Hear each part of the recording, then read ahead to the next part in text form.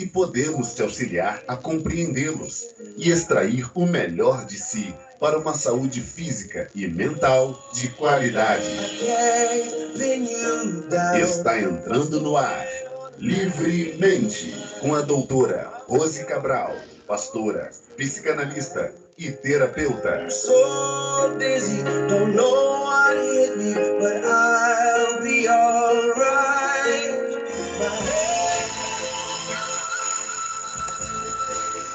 Olá! Bom dia! Bem-vindos! Você está no programa Livremente com a doutora Rose Cabral, que sou eu. E esse programa ele tem o objetivo de trazer para você dicas, soluções, instruções, orientações relacionadas à tua saúde mental, relacionada à tua saúde emocional. Então, a proposta do Livremente, que é uma terapia que eu desenvolvi em consultório, e eu trago hoje, sempre no programa, profissionais qualificados para poder estar lhe orientando e também poder estar ajudando na sua vida emocional. É muito importante você cuidar da tua saúde emocional, é importante estarmos equilibrados, é importante andarmos em equilíbrio e, é claro, nem sempre sabemos fazer isso. Por isso, esse programa tem essa proposta de estar lhe ajudando e estar colaborando com a sua saúde mental. Você é muito bem-vindo. Lembrando que agora o nosso programa passa a ser às quartas-feiras, de 9 às 10 da manhã. Quero mandar o meu muito obrigado ao nosso apoiador, Bispo João Mendes de Jesus, e também ao Ministério Beit Nevim Casa de Profeta, que nos apoia aqui para que você possa estar no ar, nos ouvindo. Ok? Quero apresentar os meus convidados de hoje, pessoas muito qualificadas, que eu tenho muita honra de receber aqui hoje. E eu quero apresentar o doutor João Nolasco. Ele é terapeuta holístico, é psicanalista e ele é diretor de formação do IBRAPS, o Instituto Brasileiro de Psicanálise, ao qual eu tenho a honra de ter me formado e também dele ter sido meu primeiro professor. Eu quero que ele dê um bom dia. Bom dia, doutor João. Bom dia, todos um bom dia aos meus colegas, é bom ver vocês, né? E a todos aqueles que estão nos ouvindo nesse momento, um forte abraço do Instituto Brasileiro de Psicanálise para vocês. Ok, bom dia. O doutor João, tem tempo que eu já queria que ele viesse aqui no programa, tivesse aqui conosco, e ele abriu aí uma brechinha aí na agenda. Acho que a quarentena me ajudou para que ele pudesse estar aqui conosco. Muito obrigado, doutor João. Eu que agradeço aí, tá? O convite. E realmente já fazia um tempo que a gente estava planejando, né? Você já tinha comentado. Para mim é uma honra poder estar aqui com você. E junto com a Isabela, que é uma pessoa que mora no nosso coração também. É, a super competente, minha amiga querida, doutora Isabela Cortez. Gente, ela também é psicanalista, como nós, terapeuta, consteladora familiar, aliás, de primeira, é coach, pedagoga e também é membro do IBRAPS, junto conosco. Bom dia, Isabela, bem-vinda mais uma vez. Bom dia, agradecendo novamente o convite e estou aqui à disposição de vocês. Hoje muito satisfeita com a presença do Dr. João também. Quero agradecer a todos os participantes e quero agradecer também, principalmente, a todas as pessoas da rádio que nos dão essa oportunidade. Verdade, essa rádio, gente, é a melhor do Rio de Janeiro. A Rádio Contemporânea, 990 AM. E não se esqueça, você também pode acessar pelo www.radiocontemporânea990.com.br. Quero mandar um abraço aí a todas as pessoas da rede social que compartilharam o link, que também deram o seu ok, o pessoal lá do WhatsApp, os amigos do WhatsApp. Daqui a pouco, mais no finalzinho, vou estar dando um abração para cada um de vocês aí. Mas eu queria entrar logo no nosso tema, porque o tempo corre na rádio. Eu queria trabalhar hoje uma palavra que vem muito a calhar nesse tempo de quarentena. Uma palavra que representa muito o que nós precisamos ser nesse tempo. E essa palavra é resiliência, né? A palavra resiliência, no latim, ela significa voltar atrás. Ou seja, essa palavra ela está associada à capacidade que cada pessoa tem de lidar com seus próprios problemas, de sobreviver e superar momentos difíceis, diante de situações adversas e não ceder à pressão, independentemente da situação. E isso calha nesse tempo de quarentena, porque é um tempo adverso e é um problema que surgiu na humanidade. Então, é algo que independe do indivíduo, independe de cada um de nós, independe da nossa cultura, independe da nossa raça, independe da nossa formação, independe da nossa identidade, da nossa classe social. É algo que está afetando e é um problema que veio não só a nós como nação, mas também uma questão mundial. E os agravantes que trouxeram, toda essa quarentena, trouxeram vários agravantes na política, na economia, no dia a dia e, inclusive, também afetando o indivíduo nas suas emoções, afetando também o indivíduo enquanto pessoa, porque quando se confina ou quando se diz que você não tem o direito de ir e vir, isso gera estresse, além de vários outros agravantes dentro da família, que é também questões que nós vamos trazer aqui através dos profissionais convidados, para que a gente possa estar lhe orientando e para que você possa estar nesse tempo encontrando aí um escape. Tem quem diga que o caos ele é bom para a nossa formação, né? Os problemas são bons. Nós que somos psicanalistas aprendemos, né, que no nosso processo de vida toda mudança ela ocorre e nós precisamos passar por processos aí de castração até mesmo para o nosso crescimento. Então, como lidar com isso? Como considerar esse tempo atual como algo que eu tenho que considerar como natural, se eu não tenho nada a ver com isso, e como manter o meu equilíbrio, como manter a minha vida saudável, a minha emoção saudável e a minha mente equilibrada. E é isso que a gente quer colaborar hoje com os nossos ouvintes, trazendo isso para o nosso bate-papo. E eu queria começar ouvindo a opinião do Dr. João. Dr. João, o que o senhor acha nesse tempo? O que o senhor, como profissional, tem observado? Eu penso o seguinte, acho que, em primeiro lugar, a gente está tendo uma ótima oportunidade de compreender, de retornar os conceitos psicanalíticos, o qual, durante muito tempo, no meio acadêmico, houve um esvaziamento disso, né? E isso se limitou a uma pequena classe em estudar e discutir. Então, acho que a gente está tendo um retorno agora das discussões de alguns conceitos psicanalíticos. E um dos principais conceitos que a gente tem em psicanálise é a ideia da busca pela satisfação, da busca pelo prazer, tá? A gente entende que nós, enquanto sujeito, o tempo inteiro, nós estamos sempre em busca de uma satisfação, de lidar com um tipo de prazer, de querer alguma coisa, de nos havermos enquanto sujeito nas nossas realizações. E eu acho que esse grande momento, essa situação que vem, ela vem exatamente para fazer com que o sujeito reveja alguns conceitos, tá? A gente costuma entender que o impeditivo da satisfação gera uma consequência.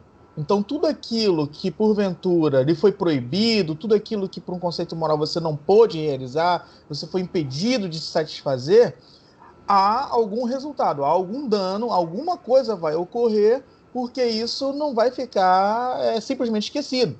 Aquela ideia de, eu não posso fazer isso e está tudo bem, e eu vou esquecer, isso é um mero engano do sujeito que nessa prática, ele tenta se desvincular daquilo que ele está desejando, mas aquilo persegue. Então, a gente pode observar agora numa grande escala.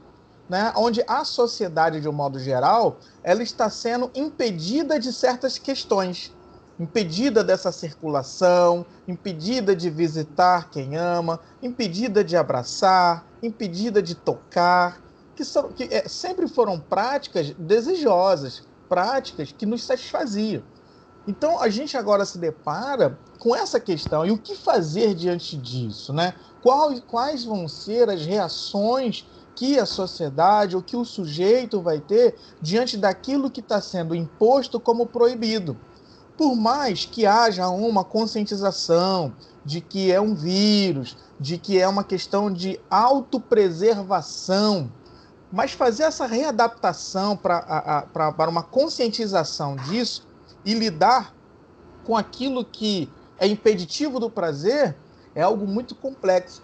Então, o que eu posso, a princípio, começar a construir aqui é uma exemplificação, numa grande escala, literalmente do que acontece com o sujeito, está acontecendo com a sociedade.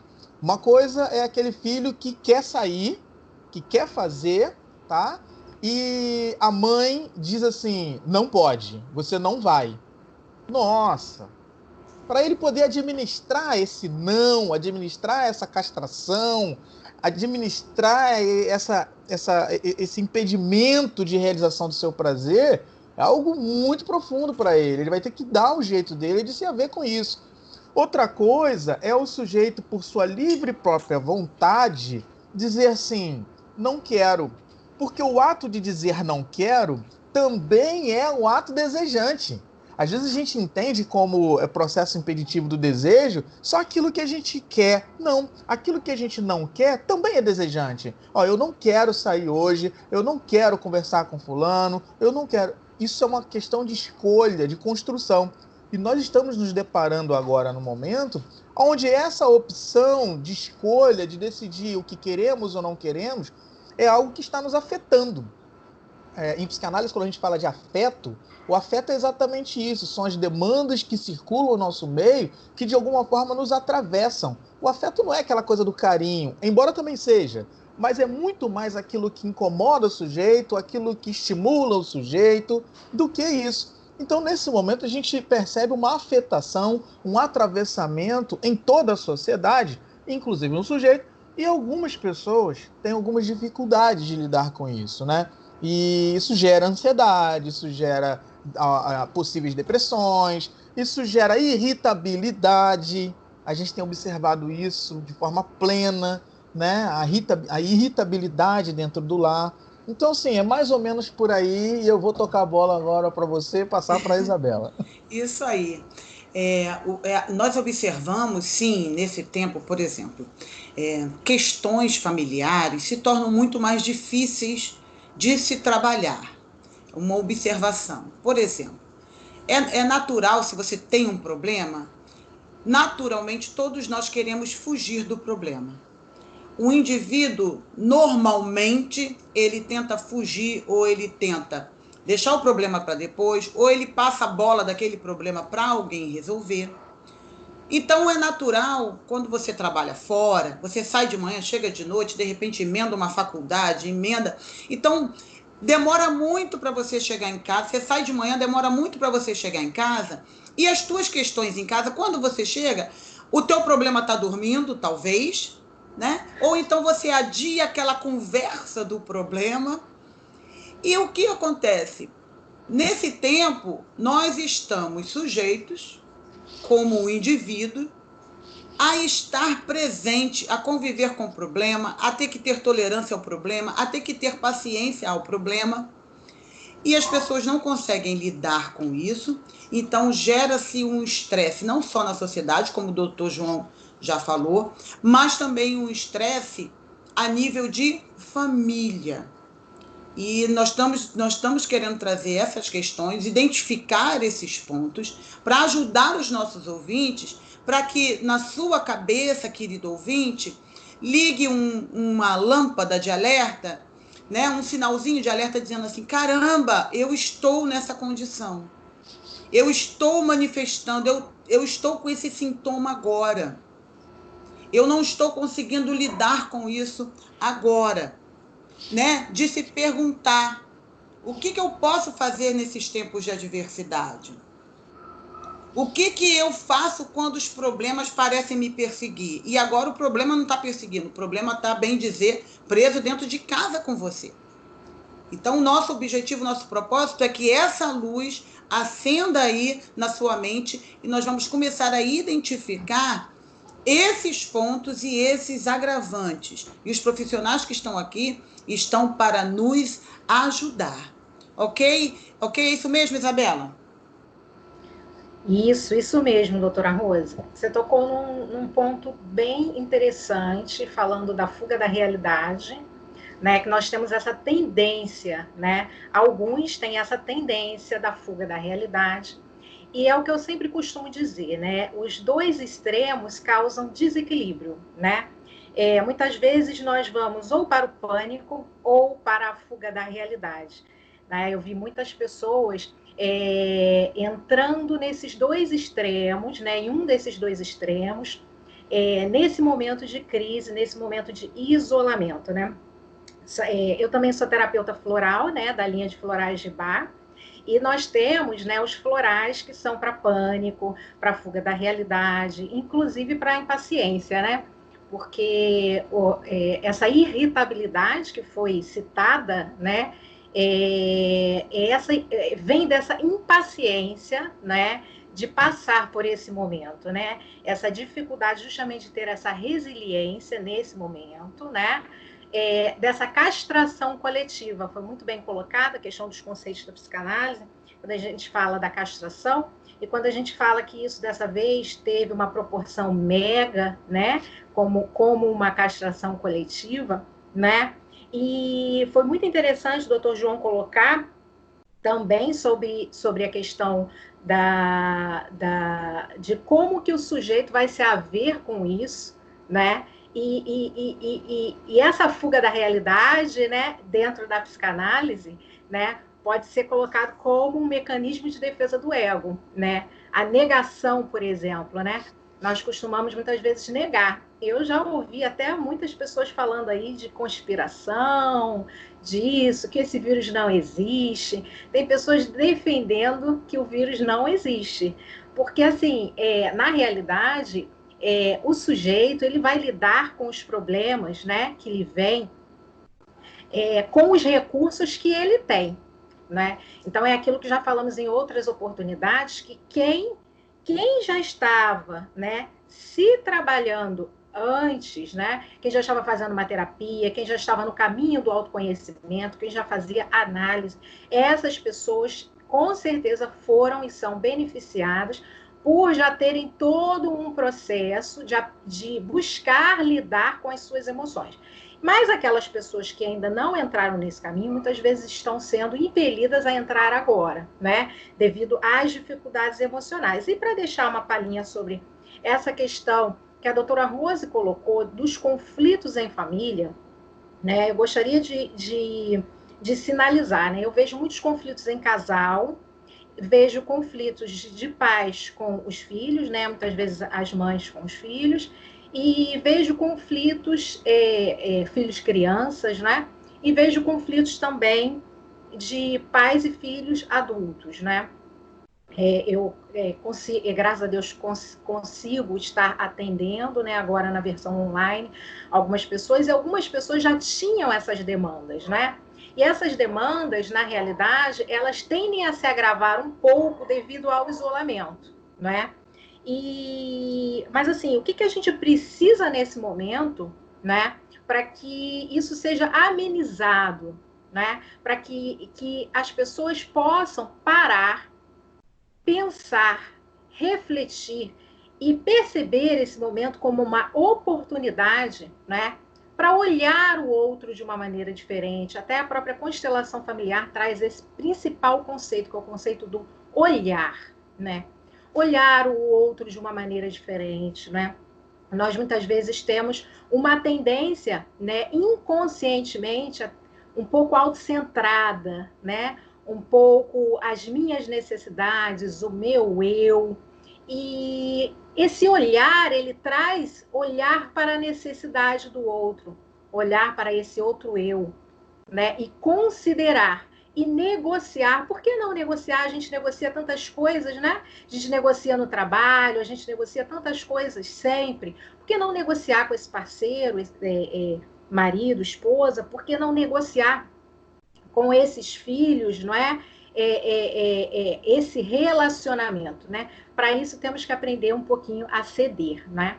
Então, essa é a minha dica inicialmente para as famílias. Ceder. Ceder é uma palavra, ceder é uma atitude difícil, né? Principalmente para as pessoas que têm aí a tendência a fugir, né? Vamos entrar aí na reta final desse primeiro bloco e eu queria perguntar, doutor João, o que a gente poderia dar de dicas? Doutora Isabela falou de pessoas que estão em terapia. Ok. E a maioria da sociedade, a gente sabe que não trata, na verdade, da sua saúde mental. As pessoas não se preocupam com as suas emoções e elas não acreditam que as emoções é a base da maioria das doenças psicossomáticas, como problema de coração, diabetes. Eu queria que o senhor desse uma palavra que trouxesse a conscientização dessa necessidade da gente cuidar da nossa saúde emocional. Então, foi aquilo que eu falei, né? A gente está vivendo um retorno de alguns conceitos psicanalíticos. Eu acho isso muito bacana. Numa estrutura natural do sujeito, isso é muito normal.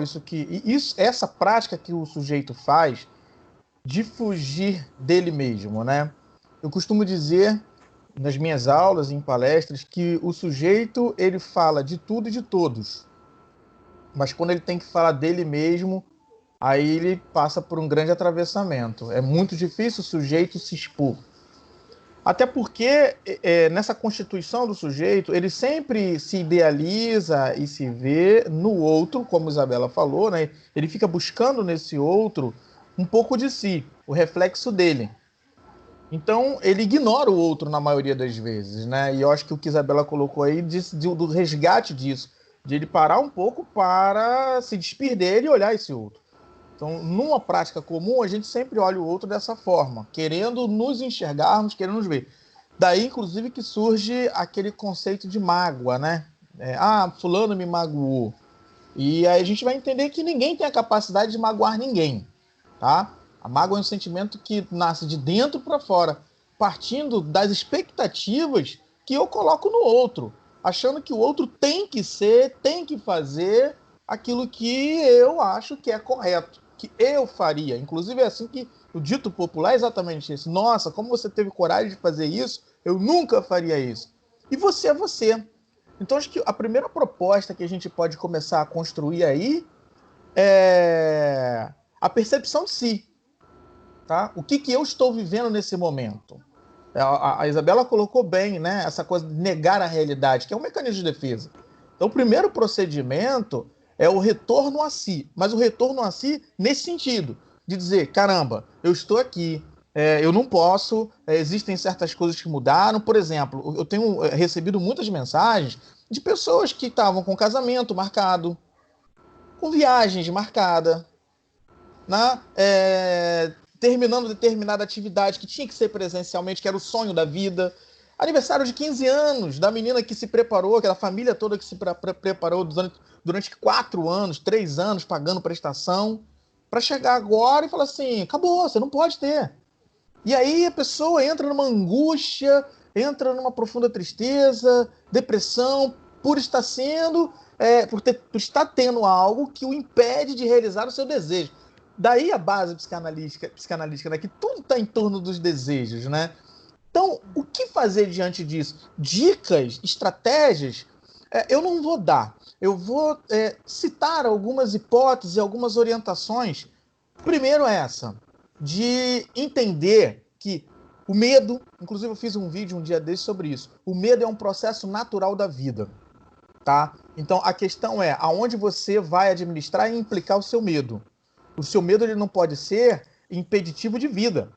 Mas esse medo, enquanto alerta, enquanto, opa, peraí, o que está acontecendo? Como é que eu vou fazer? E eu preciso me precaver. O medo ele entra num conceito de autopreservação. Então, se existe ou não, eu não sei. Não vamos entrar no mérito, embora haja essa discussão. Mas a questão é, eu preciso me precaver, eu preciso me resguardar, eu preciso preservar a minha vida. E aí, posterior a isso, eu preciso encarar que esse medo é natural, que ele é um fator contribuinte para que eu me estabeleça, não impedimento de vida. E o segundo processo é reconhecer que eu preciso enfrentar. E de que forma que eu vou enfrentar? Eu acho que se você está tendo hoje o impedimento de decidir, tá aí uma oportunidade agora que essa você pode ter. A forma em que você vai encarar tudo isso que está acontecendo. É esse meu 15 anos que não vai acontecer agora, essa minha festa? Mas eu vou fazer 15 anos. O tempo não vai mudar. Então, a resiliência aí, ela entra nesse retorno, nesse refazer algo que aparenta-se como péssimo, como um grande desastre, tá? E eu consigo rever, retornar, né? Refazer esse caminho para uma visão mais positiva da coisa. A programação neurolinguística ela é fantástica, né? Quando ela propõe de que toda catástrofe, de toda situação muito ruim, você precisa tirar alguma coisa de bom. Mas para que você tire alguma coisa de bom, é necessário você reconhecê-la. É necessário que você se estabeleça enquanto sujeito. Cara, eu estou vivendo isso. Eu estou conhecendo, talvez, essa minha esposa de forma mais profunda. Eu estou conhecendo esses meus filhos e a dinâmica dessa minha mulher em casa com essas crianças. Tá? Da mesma forma, essa mulher que ela está agora tendo que continuar a rotina dela e que dobrou a jornada. Porque se ela tinha ainda algum tempo, algum horário, conseguia fazer as coisas dela, hoje ela, além de fazer tudo isso, ela ainda tem que cuidar também desses que estão em casa e que sugam essa mulher. Então, assim, eu acho que é um momento de a gente se situar onde a gente está, o que a gente está vivendo e quais são os caminhos que eu tenho que possam me proporcionar leveza. Eu acho que essa coisa da leveza, essa coisa do bem-estar, né, é criatividade. Uma coisa a gente precisa entender: tudo vai passar. A pergunta que se faz é: como que eu vou chegar do outro lado? Como que eu vou estar depois que tudo isso passar? Então, eu acho isso muito interessante. Então, é o momento agora do sujeito rever os seus próprios conceitos, a forma que ele lida com essas questões e, sim, buscar apoio psicanalítico, buscar apoio psicológico, buscar apoio terapêutico. A gente está com diversos dispositivos aí de pessoas profissionais excelentes que estão tendo que se readaptar ao atendimento online. Então, assim, encarar isso. Não estou dando conta. Reconhecer que não está dando conta é o primeiro processo para o alívio, para saídas, para uma nova construção. Isso também seria resiliência, ok? Perfeito. E já ficou aí várias dicas. E, assim, olhe para você mesmo. Quando você for olhar no espelho, você ouvinte, você que está aí ouvindo esses profissionais falando, dá uma paradinha agora, respira, puxa aí o ar bem fundo e olha para você mesmo e tenta identificar em você aquilo que te incomoda.